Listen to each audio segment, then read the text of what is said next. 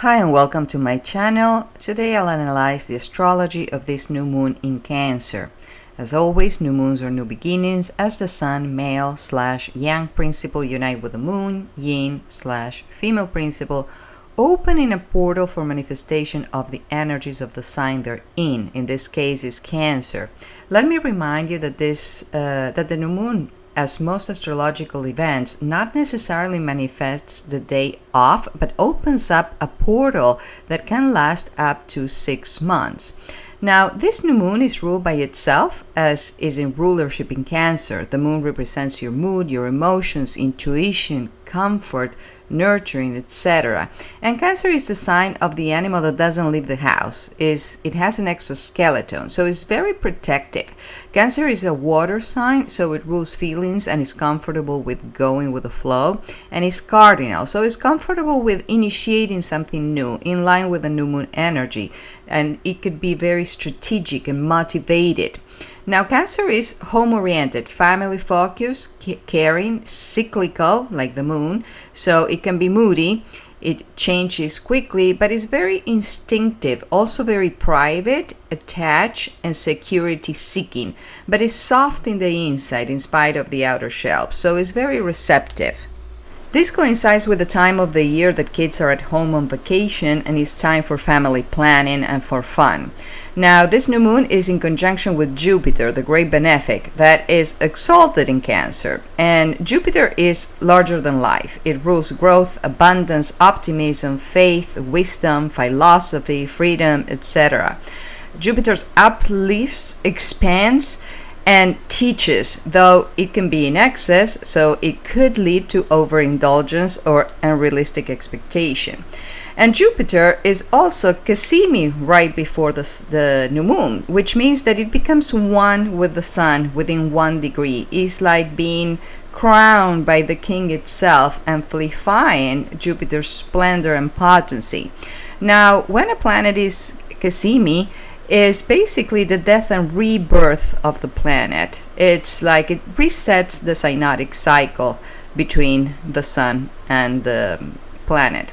So that is also another indication of a new start.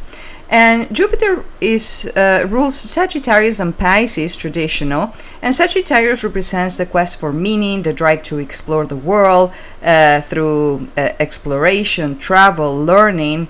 It represents belief systems and experiences. It values expansion and freedom, often pushing boundaries. And Pisces represents the mythical, the spiritual dimension of life. It seeks oneness. It tunes with the invisible realms. Pisces has no boundaries and it can merge well with the others, sometimes too much. It rules dreams, intuition, the collective unconscious, and that is where we have our North Node now, that is like our North guiding star. Now, we have Mercury, the messenger of the gods, in Cancer too, though this is not in conjunction with the new moon, but there's a stellium of planets where all these energies concentrate, merge, blend, and compound. So, emotional sensitivity increases for the collective, as well as the desire for safety and nurturing. There's a strong urge for emotional connections and to be protective. Jupiter expands everything that is the feelings, the beliefs, and the emotional reactions, for better and for worse. So the highs feel higher and the lows feel lower. There's a desire for personal growth, there's a need for truth and for freedom, and there's a need also for spiritual growth and depth. On a lower note, boundaries might blur and it could be too much. There's a potential for escapism and idealization, or getting overwhelmed and therefore defensive. On a higher note, there's a global or collective theme of healing, spiritual surging, and protecting the vulnerable with so much upheaval in the world. And speaking of the devil, I wonder what triggers this energy, because this energy with this concentration in Cancer reminds me of when the North Node was in Cancer in 2020. And that's when we literally had to stay home. So I'm not predicting another lockdown, but there is this vibe. So let's see what's for the rest of the chart. The new moon is square Saturn, and Neptune in the conjunction in Aries. And to recap, the Saturn is the planet of dense. It represents matter, authority, rules, structure, hierarchy, and is very slow and steady, building the foundation for a new life. And Neptune is complete opposite. It's dreamy, ethereal. It keeps up with the vision and with the faith. So this is an unlikely pair, while Saturn grounds us, so we can make things happen. Neptune tells us that there's more to life than brick and mortar, so we can manifest and then transcend that which manifests. It asks us to give it to God, to have faith. But it's in a square. So this energy is challenging us to manifest a new beginning in our lives, likely with our loved ones, that faces a tension between reality, Saturn, and idealism, Neptune. So basically it's a theme of what we can do with what we have and how. So whatever we start is actually sustainable. Now, because the new moon is in a sextile with Mars, the planet of action, in Virgo, the sign is an earth sign. This action is supported by a very grounded energy. And Mars wants to go, go, go, but Virgo tells us to slow down, to pay attention to detail. Mars in Virgo is very surgical. Mars is like the scalpel, and Virgo is like the archetype of the nurse. So it's something that needs to be cut, but we're going to do it in a careful way. We're going to be very discriminating. That's the right word. But because we also have the South Node in Virgo, and that's what we need to release, we don't want to be too anal, too critical, or let the tree hide the forest. And with Mercury in Cancer, that's another indication of paying attention to details, but more in a balanced way. We need to go more with the flow. So balance is this weird thing that is a challenge to achieve it, but more so to maintain it. Now with the new moon is in a semi-square with Venus, the other benefic and ruler of love, harmony, and she's in rulership in Taurus. So this is the sign of material values. And now we have both benefics dignify, so we can manifest what we want, but not without personal effort. We need to be invested. And Venus is in good aspects with the nodes of faith, supporting the mission, with the past and the future. Now the new moon is also in a quincunx with Pluto. And a quincunx is a very uncomfortable aspect because they have nothing in common. They don't have the same polarity, they don't have the same element, they don't have the same modality. And Pluto is the planet of death, rebirth, and transformation in Aquarius, the sign of the collective. But a quincunx, also what we call an inconjunction, is like the planets don't even speak to each other. So a transformation may feel very alien. We might want to be couch potatoes when the world is requiring us to step up our game. Now, there's a finger of God with this new moon and Mars also in an inconjunction with Pluto, pointing out to this transmutation, meaning transformation plus mutation, meaning growth and change. And this is unavoidable, as uncomfortable as it could be. But remember, in life you have two kind of periods, the periods of rest and the period of growth. And those are incompatible. When you rest, you don't grow, and when you grow, you don't rest. And we need to learn how to go with the ebb and flow, not to struggle with the juggle, so to speak. And with Venus in rulership and the moon too, we have both the feminine yin signs in power, which counterbalance this Mars energy, which is very relevant, not only as it forms, as it's part of the yacht with the new moon and Pluto, but also as it disposes the Saturn-Neptune conjunction in Aries. So there's a balance between aggression and diplomacy. And finally, Mercury, the planet of communication in Cancer, represents like our love language, how we communicate with our loved ones.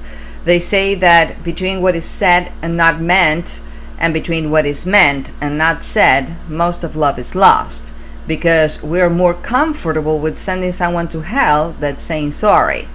And Mercury is in a square with wounded Chiron, the planet where we hurt, but also where we heal. So we need to learn how to talk about the issues that separate us, as vulnerability is paradoxically a strength. And Mercury is in an opposition with Pluto, challenging us to transform the way we express ourselves. But Mercury, in a supportive flow with the Saturn-Neptune conjunction, help us manifest, as in the beginning it was the word, because the word comes from the thought, from the world of ideas that precedes manifestation into matter. And Mercury, representing the word, is in a flow with Uranus too, the planet of shock and change, sudden change. And Uranus is the higher octave of Mercury, is electrifying, is liberating. So who knows? You might get shocked at someone telling you that they love you, or the other way around. So overall, this is a positive, unifying new moon where we set the record straight. And this is by prioritizing what's important in our lives, and it takes the focus away from the world into our world.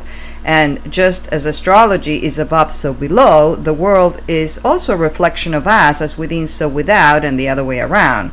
And for Gemini, Sun, Moon, or Rising, we are rewriting your values and self-worth. This new moon highlights your second house of money, self-esteem, values, self-worth, and material stability, basically your possessions. It's a time to plant seeds for greater emotional and financial security. But you have to face illusions, you have to take responsibility, and pay attention of external power dynamics. With the new moon in Cancer on the second house, this brings emotional awareness around finances, income, and self-worth. There is a new beginning in how you earn, in how you save, or how you get value from your talents. You might want to start a side gig or make a hobby a second income.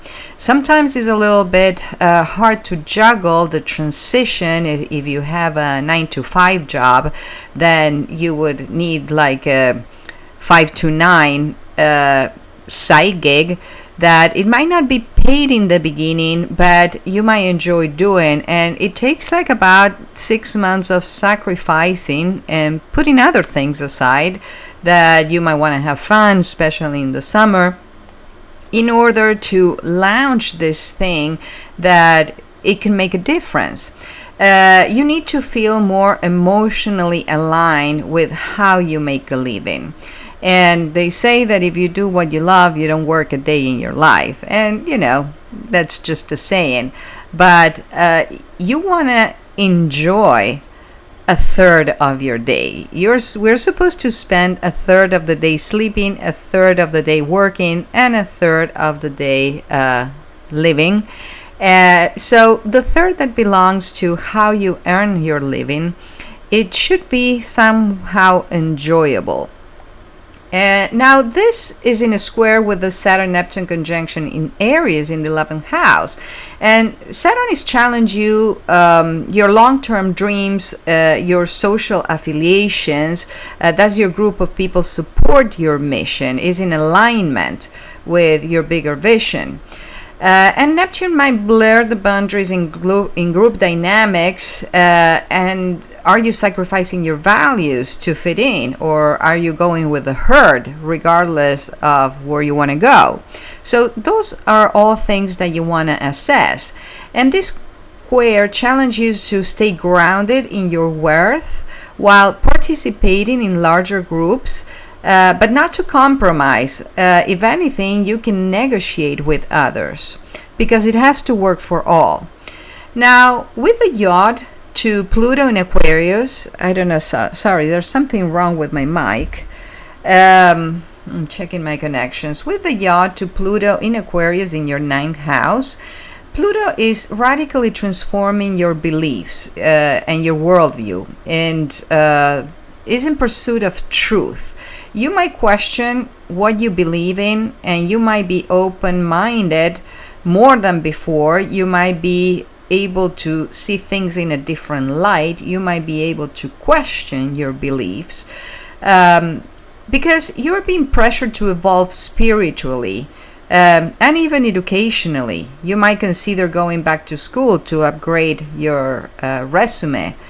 Or, the yacht also pushes you to let go of outdated self-limiting beliefs that don't support expansion, abundance, or self-confidence. So to recap, you want to streamline your finances. You want to improve the self-worth, which is in line with your finances as per the law of attraction. And it has to be in line with emotional security. You have to check where group dynamics dilute your sense of self and purpose, and when and where do you actually fit in authentically without having to sacrifice or accommodate to other people's demands. And you have to commit to a higher truth that supports both your dreams and your stability and your financial security. So this lunation is an invitation to align your beliefs with what you're building and to invest in yourself, both materially, emotionally, and spiritually. And if you need a personal reading where I can help you the most, my prices are reasonable, so reach out to me at astrologybyvirginia@pm.me or check my website as astrologybyvirginia.com. I'm also working on a beginner's course to teach you how to learn your own chart, so stay tuned. And with that, I will leave you today. Please share the love and subscribe because it's good karma. It takes me more than a minute to make this, so just a sec to like. So if you do, put the thumbs up. If you don't, put the thumbs down. And please engage. Feel free to comment below, make requests, and I'll make my best to honor them. And hit the bell for notifications so you don't miss out. Remember, I will never reach out to you, so be aware of scammers. Thank you for your time. See you in the sign by sign. Namaste.